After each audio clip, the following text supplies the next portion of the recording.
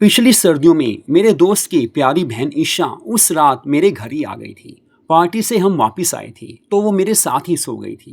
क्योंकि मेरे दोस्त निखिल को कहीं जाना था इसलिए वो रात में मेरे घर ही आ गई थी। वैसे ईशा को मैं बेहद ज़्यादा पसंद करता था। सच कहूँ उससे प्यार भी करता था। तो मधु लव स्टोरीज चैनल पर ये कहानी आप सुन रहे हो। मेरा नाम अमित है। मेरे प्यारे दोस्त का नाम निखिल है। हम दोनों में काफ़ी अच्छी दोस्ती है। वैसे हम दिल्ली में रहते हैं लेकिन निखिल के मम्मी पापा जयपुर में रहते थे। हम दिल्ली में रहते थे। निखिल और ईशा दिल्ली में रहकर स्टडी करते थे। हालांकि निखिल से मेरी काफ़ी अच्छी दोस्ती थी लेकिन ईशा से मैं ज़्यादा बात नहीं करता था। कॉलेज में उसको देखता था, उससे लाइक करता था, उससे पसंद भी करता था और कहीं ना कहीं उससे प्यार भी करता था। आमतौर पर कॉलेज में वो मिनी स्कर्ट डालकर ही आती थी, मिनी ड्रेस डालकर आती थी। काफ़ी लड़के उससे चाहते थे और कॉलेज की लाइफ में ये तो आम बात होती है। हम किसी न किसी से प्यार करते ही हैं। दिल है किसी से करना ही चाहेगा। किसी से प्यार मोहब्बत रोमांस होना आम बात है। लेकिन मुझे पता था कि ईशा के एक दो बॉयफ्रेंड्स हैं, उनके साथ कहीं ना कहीं वो जाती ही होगी। कभी होटल में, कभी पार्टी में, और स्पेशल प्रोग्राम उनका चलता ही था। पार्टीज में वो लेट नाइट तक रहती थी। लेकिन मैं समझ नहीं पा रहा था कि ईशा से अपने दिल की बात कैसे कहूँ। मौका मिल नहीं रहा था और मौका मिला कई बार उसके साथ अकेले में, लेकिन दिल की बात जुबान पर आ ही नहीं पाई। क्योंकि निखिल की वो बहन थी और मैं नहीं चाहता था कि मैं उससे कुछ कहूँ और वो ना कर दे। मन में था लेकिन कभी ना कभी उससे बात करूँगा ही करूँगा, क्योंकि मुझे उससे करना था, प्यार करना था, उससे रोमांटिक होना था। काफ़ी अच्छी बातें मन में आ ही जाती हैं, रोमांटिक फीलिंग्स मन में आ ही जाती हैं। लेकिन यार मौका मिले तो कैसे मिले। लेकिन कहते हैं कि दिल में कोई तमन्ना हो तो तमन्ना कभी ना कभी पूरी हो ही जाती है। तो वैसे अभी जल्दी तमन्ना पूरी होने वाली नहीं थी, लेकिन जो भी हो, ईशा का बर्थडे आ गया था। तो मैंने निखिल से पूछा कि निखिल वैसे बर्थडे सेलिब्रेट कहाँ करेगा, यहाँ या जयपुर में, क्योंकि तुम्हारी मम्मी पापा तो जयपुर में रहते हैं। हालांकि ईशा से मेरी ऐसे बात नहीं होती थी, नॉर्मल हाय हेलो होता था। लेकिन जिस शाम को निखिल से मैं बात कर रहा था उस शाम को ईशा भी घर पर ही थी। हम तीनों निखिल के घर पर ही थे। निखिल काफ़ी खुश था कि उसकी बहन का बर्थडे आ रहा है। लेकिन पहली बार मैंने ईशा को बड़े ध्यान से देखा। वो पिंक स्कर्ट में काफ़ी ज़्यादा ग्लैमरस लग रही थी। लेकिन जब मैंने उसकी बर्थडे की बात की, उसके बर्थडे के सेलिब्रेशन की बात उसके भाई निखिल से की, अपने दोस्त निखिल से की, उस समय वो मुझे बड़े ध्यान से देखने लगी। उसे ऐसा लगने लगा कि हाँ, मैं उससे चाहता हूँ। क्योंकि हम किसी लड़की के बर्थडे की बात तभी करते हैं जब हमारे मन में उसके लिए फीलिंग्स हों, प्यार हो, मोहब्बत हो। क्योंकि हमारा उससे कोई ना कोई संबंध तो होना ही चाहिए, ये बातें मन में हो, तब हम किसी लड़की के बारे में ऐसे बात करते हैं। ईशा मुझे देख रही थी और मैंने भी उससे देखा। मुझे लगा कि हाँ, बस अब लाइन मिल ही जाएगी। वो मुस्कुराने लगी थी। लेकिन तभी निखिल कहने लगा, जयपुर में तो हम पार्टी करेंगे ही करेंगे, लेकिन यहाँ भी सोच रहे हैं।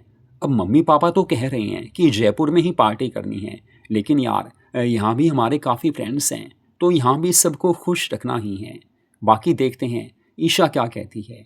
तो ईशा सामने ही थी तो मैंने तो नहीं पूछा, लेकिन निखिल ने ईशा से पूछ लिया। तो ईशा कहने लगी, वैसे तो मेरा दिल यही है कि बस मम्मी पापा के साथ ही वहाँ पर सेलिब्रेशन करें, लेकिन अब बस मन में आ ही रहा है कि यहाँ भी कोई मस्ती वाली पार्टी होनी ही चाहिए। अरे यार बर्थडे है मेरा और यहाँ तो मेरे दोस्त भी काफ़ी हैं, एक दो बॉयफ्रेंड्स भी हैं। लेकिन जब वो ऐसा बोल रही थी मैंने उससे ध्यान से देखा। वो कुछ अदाएं सी दिखाने लगी थी। मैं समझ रहा था कि वो भी चाहती है कि मैं आगे बढ़ूँ, उससे प्यार करूँ, प्यार की बात करूँ। मैं खुश था और वैसे भी मेरे चेहरे पर वो मुस्कुराहट वो देख ही चुकी थी कि मैं समझ गया था कि हाँ, मुझे पता है यार तू क्या चाह रही है। तू भी दोस्ती चाहती है, वही सब चाहती है, प्यार चाहती है जो मेरे मन में है। लेकिन मैं कहूँ तो कैसे कहूँ। लेकिन हल्की हल्की लाइन क्लियर हो रही है। मेरे लिए यही काफ़ी बड़ी बात थी। लेकिन तभी कुछ ऐसा हुआ कि निखिल ने मुझे बोला, देख यार अमित, थोड़ी देर घर पर रहेगा, क्योंकि उस समय शाम हो चुकी थी। निखिल कहने लगा, मुझे बस थोड़ा सा बाहर काम है, बस ईशा को मैं अकेला नहीं छोड़ता। तो मैंने कहा, हाँ यार निखिल, कोई बात नहीं है, तुम चले जाओ, जहाँ भी जाना है, मैं घर पर ही हूँ। वैसे भी मुझे तो कहीं और जाना ही नहीं है। तो निखिल तो चला गया था। अब पीछे थे मैं और ईशा। उस समय ईशा मुस्कुराने लगी थी। हम दोनों सोफे पर बैठे थे। मैंने ईशा से बात करना चाहा, लेकिन ईशा वहाँ से उठकर ऊपर चली गई थी। ऊपर उसका बेडरूम था। वहाँ से नीचे जब वो आई तो उसने जीन्स टॉप डाला हुआ था। काफ़ी ज़्यादा क्यूट लग रही थी। मैंने कहा, Isha wow you are looking so smart, काफ़ी प्यारी लग रही हो। वो मुस्कुराकर थैंक्स कहने लगी। फिर वो मुझे कहने लगी, बस भैया के साथ कहीं थोड़ी देर में बाहर जाना है तो सोचा जीन्स टॉप डाल लेती हूँ, क्योंकि सुबह से स्कर्ट डालकर ही रखी थी। तो मैंने वैसे कहा, ईशा मैंने देखा है आप ज़्यादा मिनी स्कर्ट ही डालते हो, मिनी ड्रेस ही डालते हो। तो ईशा कहने लगी, बस हाँ अमित, उसमें थोड़ा कंफर्टेबल महसूस होता है और वैसे भी मॉडर्न ड्रेस है और मॉडर्न बनकर है ना, मुझे काफ़ी अच्छा लगता है। मैंने कहा, सच बोलूं मन में एक बात है, अगर आप बुरा ना मानो। तो वो कहने लगी, अरे यार बुरा क्या मानना, दोस्तों में हर बात हो ही जानी चाहिए और वैसे भी मैं किसी बात का बुरा नहीं मानती। अब मेरे लिए लाइन क्लियर थी, मैं हर बात कर सकता था। फिर भी मैंने उससे पूछा, बस मुझे यही पूछना है कि आपके कोई बॉयफ्रेंड दोस्त ऐसे भी हैं जिनसे आपका काफ़ी क्लोज का रिश्ता हो। तो वो कहने लगी, ऐसा कुछ तो नहीं है, लेकिन हाँ एक दो दोस्त ऐसे हैं कि जिनके साथ कहीं ना कहीं मैं जाती ही रहती हूँ। लेकिन बस उनसे कोई बढ़िया चाहिए, कोई ऐसा दोस्त चाहिए जो दिल की हर बात को समझ सके। तलाश कर रही हूँ, लेकिन वो दोस्त, वो ऐसा प्यारा दोस्त अभी मुझे मिला नहीं है, क्योंकि मैं कोई ऐसा इंसान चाहती हूँ जो मेरे दिल की फीलिंग्स को समझ सके, मुझे प्यार दे सके। एक्चुअली में मम्मी पापा तो जयपुर में रहते हैं, भैया अपने में बिजी रहते हैं, मेरा ध्यान तो रखते हैं, लेकिन इस उम्र में कोई ऐसा इंसान साथ देने वाला होना चाहिए जो कर सके, दिल की भावनाओं को समझ सके, मौके पर हेल्प कर सके। और देखो अमित, हर बात तो अपने भैया से भी मैं शेयर नहीं कर सकती, तो कोई दोस्त ऐसा होना चाहिए। दो दोस्त हैं, बॉयफ्रेंड्स हैं, लेकिन वो कुछ मस्ती वाले हैं, बस उनका मन कब कहाँ चला जाए कुछ पता नहीं। वो रिलेशनशिप में सीरियस होते ही नहीं हैं। कई बार मैंने दिल की बात कहनी चाहिए कि मेरी भी कुछ फीलिंग्स हैं, मैं भी कुछ चाहती हूँ, मैं भी अपनापन चाहती हूँ, लेकिन उनमें वो बात नहीं है। तो बस किसी ऐसे फ्रेंड की तलाश में हूँ जो हमेशा के लिए मेरा बन सके, लेकिन अभी यार मिला नहीं। तो मैंने उससे बोला, बस ईशा तलाश जारी रखिए, मिल ही जाएगा, हो सकता है कहीं आस पास ही हो। ईशा मुझे देखकर मुस्कुराने लगी थी, लेकिन मैं भी समझ गया था कि ईशा मेरी बात को समझ गई है, लेकिन हर बात मौके पर ही होती है। वैसे अभी तक निखिल आया नहीं था, तो मैंने ईशा को बोला, ईशा अगर आप बुरा ना मानो तो आपका बेडरूम देखना चाहूँगा। तो ईशा कहने लगी, देखो यार अमित, भैया आने वाले हैं, फिर भी तुम चलो, बेडरूम दिखाने में मुझे कोई परेशानी नहीं है। सीढ़ियों से ऊपर जाकर उसने मुझे अपना प्यारा बेडरूम दिखाया। मैं काफ़ी खुश हो गया था। काफ़ी प्यारा बेडरूम था, काफ़ी मस्ती वाला वहाँ पर सब कुछ था।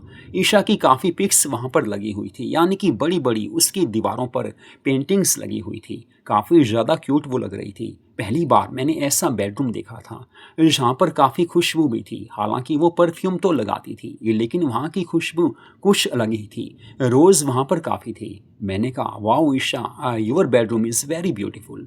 वो थैंक्स कहकर मुस्कुराने लगी थी। मैंने कहा, ईशा सच बोलूँ, बस दिल की एक तमन्ना है, अगर बुरा ना मानो।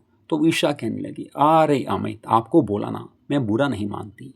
तो मैंने कहा, आई लाइक यू। तो वो कहने लगी, अच्छा जी, इतनी जल्दी आई लाइक यू? मैं नहीं मानती। अगर आप मुझे लाइक करते होते तो पहले बोल सकते थे। तो मैंने कहा, बस दिल में तो था, दिल में तो काफ़ी समय से था, लेकिन दिल की बात जुबान पर आने के लिए वक्त तो लगता ही है। तो ईशा कहने लगी, अच्छा जी, चलो जो भी है, आपने हिम्मत तो की, आपकी हिम्मत की दाद तो देनी ही पड़ेगी। फिर मैंने बोला, अब नीचे चलें? तो वो कहने लगी, हाँ नीचे तो यार जाना ही पड़ेगा, क्योंकि भैया आने वाले हैं। तो बस थोड़ी देर में जब हम नीचे पहुँचे तो उस समय ईशा कहने लगी, वैसे आपकी गर्लफ्रेंड्स हैं या नहीं, सच बताना, तभी तो आगे बढ़ा जा सकता है।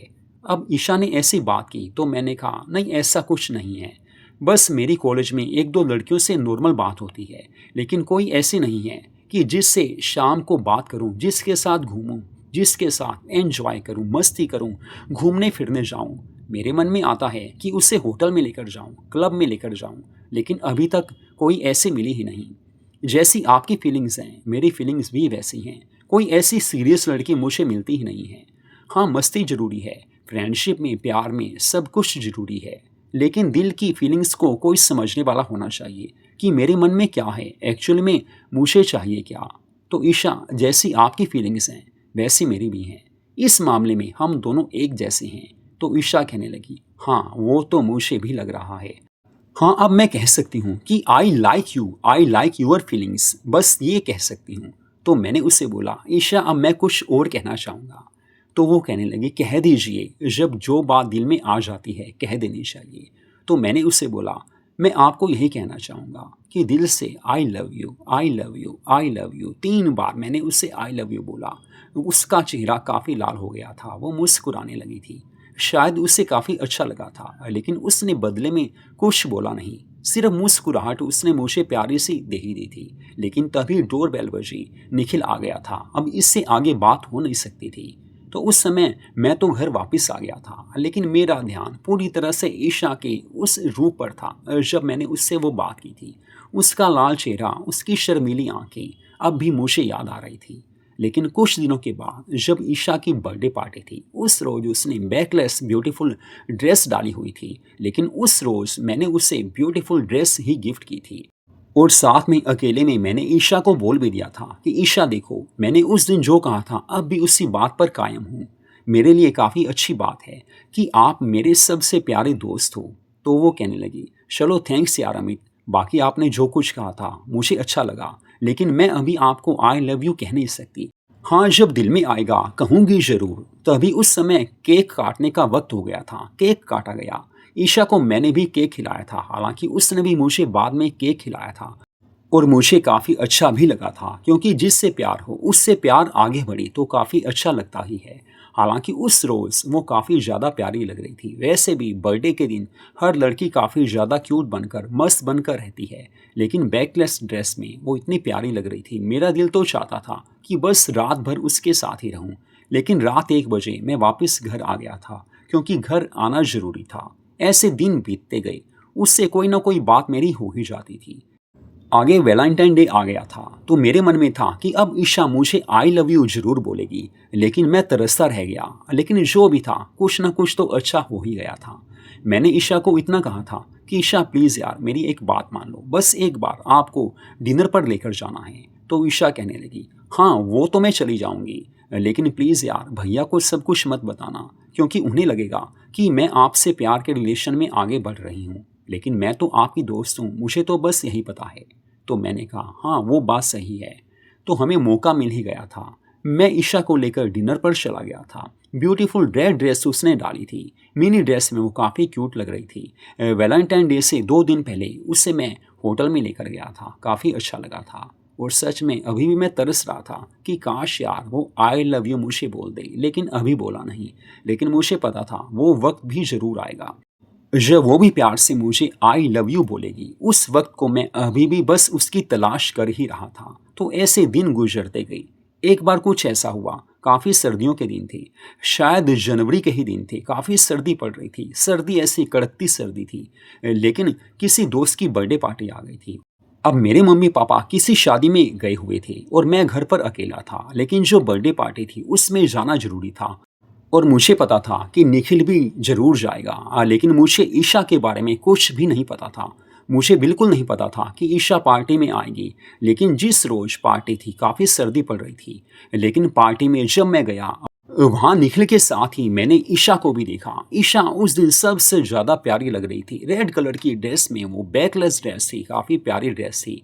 हालांकि काफ़ी सर्दी थी और मुझे लगा यार इसको तो काफ़ी सर्दी लग रही होगी, ऐसा ना हो कि बुखार हो जाए। लेकिन आजकल की लड़कियां फैशन के अकॉर्डिंग हर ड्रेस पहनती हैं। लेकिन वो रात मैं कभी भूल नहीं पाऊंगा। और मेरे लिए ये काफ़ी बड़ा गिफ्ट था, क्योंकि मुझे पता ही नहीं था कि ईशा भी निखिल के साथ आएगी। लेकिन वहाँ पर मुझे ज़िंदगी का सबसे बड़ा गिफ्ट तो बाद में मिला था। एक्चुअल में बर्थडे के समय, बर्थडे पार्टी के सेलिब्रेशन के समय निखिल ने मुझे बोला कि देखो निखिल, थोड़ा सा काम है तेरे से। तो मैंने कहा, हाँ निखिल बोलो क्या काम है। तो वो कहने लगा, बस मुझे अभी जयपुर के लिए निकलना है, मम्मी पापा को वहाँ पर जाकर मिलना है, कोई ज़रूरी काम है। शायद कोई प्रॉपर्टी उन्होंने लेनी होगी, कोई प्लॉट उन्होंने देखा है। तो मैंने कहा चलो अच्छी बात है, तो ईशा साथ ही जाएगी। वो कहने लगा, नहीं ईशा को यहीं रहना है। वही मैंने तुझे बोलना था कि बस मैं तो यहीं से जयपुर निकल रहा हूँ। वैसे भी ईशा घर जाने ही वाली है, तुम उसे घर छोड़ देना। तो मैंने उससे बोला, हाँ मैं छोड़ दूंगा, वैसे कोई प्रॉब्लम तो नहीं है, अकेली रह जाएगी। तो मुझे निखिल कहने लगा, प्रॉब्लम तो नहीं है, लेकिन अगर तू चाहता है, अगर तू वक्त दे सकता है तो उसके साथ ही रह जाना, क्योंकि घर में तो वो अकेली ही रहेगी। अगर तुझे कोई परेशानी नहीं है तू भी मेरे घर पर ही रुक जा। आसपास के एक दो फैमिलीज में हमने बोला ही है, लेकिन फिर भी अगर तू रुकेगा तो काफ़ी अच्छा रहेगा। तो मैंने कहा, हाँ यार निखिल मैं रुक जाऊंगा, तू चिंता मत कर। तो निखिल तो चला गया था, लेकिन उस रोज काफ़ी सर्दी पड़ रही थी। अब पार्टी से मुझे भी घर वापस जाना था, ईशा को उसके घर लेकर जाना था। लेकिन मुझे नहीं पता था कि सर्दी की इस कड़कती रात में ईशा के मन में क्या चल रहा है। मैं जब होटल से बाहर आया, ईशा को साथ लेकर आया था, तो ईशा कहने लगी, बस यार अमित अब तुम्हारे घर चलना है, आज तुम्हारे घर पर ही रहूंगी। मैंने कहा सच में? तो वो कहने लगी, हाँ यार सच में, अपने घर नहीं जाना, वहाँ वैसे लोक लगा ही हुआ है, पड़ोस में बोला ही हुआ है, आज रात तुम्हारे घर पर रहूंगी। अगर तुम्हें कोई परेशानी ना हो। तो मैंने उससे कहा, अरे यार मैं तो वैसे भी तुम्हें काफ़ी प्यार करता हूँ, मुझे कोई परेशानी नहीं है। वो मुस्कुराती हुई कहने लगी, तो चलें? मैंने उससे वैसे पूछा, इतनी सर्दी में यार तुम ऐसी ड्रेस कैसे डाल सकती हो? तो वो कहने लगी, हाँ सर्दी तो लग रही है तभी तो घर जाना है। सर्दी से थोड़ा थोड़ा वो कांपने लगी थी। तो मैंने उसी समय सोचा अब लेकर चलता हूँ। उसे घर लेकर मैं आ गया था। पहली बार वो मेरे घर आई थी, काफ़ी अच्छा मुझे फील हो रहा था। कॉफ़ी बनाकर मैं लेकर आ गया था। काफ़ी अच्छा मुझे फील हो रहा था। हम दोनों कॉफ़ी पीने लगी। उसके बाद मैंने उससे बोला, अब यार चेंज तो कर दो, क्योंकि वैसे भी हमारे घर में मम्मा की और दीदी की नाइटीज़ पड़ी ही रहती थी। मैंने उससे चेंज करने के लिए ब्यूटीफुल नाइटी दे दी थी। तो उस समय ईशा ने ब्यूटीफुल नाइटी पहन ली थी। हम दोनों बेडरूम में आ गए थे। उसने उस समय मुझे कहा, अमित देखो मुझे कोई बात करनी है। मैंने बोला, अरे यार बोलो। तो वो कहने लगी, Amit I love you, I love you, I love you. 3 बार उसने मुझे वैसे ही आई लव यू बोला जैसे मैंने उससे पहले बोला था। और ये कहकर उसने मुझे गले से लगा लिया। हम प्यार करने लगे थे। मुझे नहीं पता था कि सर्दी की ये रात हमारे जीवन में सबसे बड़ी खुशी लेकर आएगी। तो उसके बाद हम दोनों प्यार के रिश्ते में बंध गए थे। तो मधु लव स्टोरीज चैनल पर ये कहानी आपने सुनी। ऐसी प्यार और मस्ती से भरी कहानियों को सुनने के लिए मधु लव स्टोरीज चैनल को सब्सक्राइब जरूर कीजिए।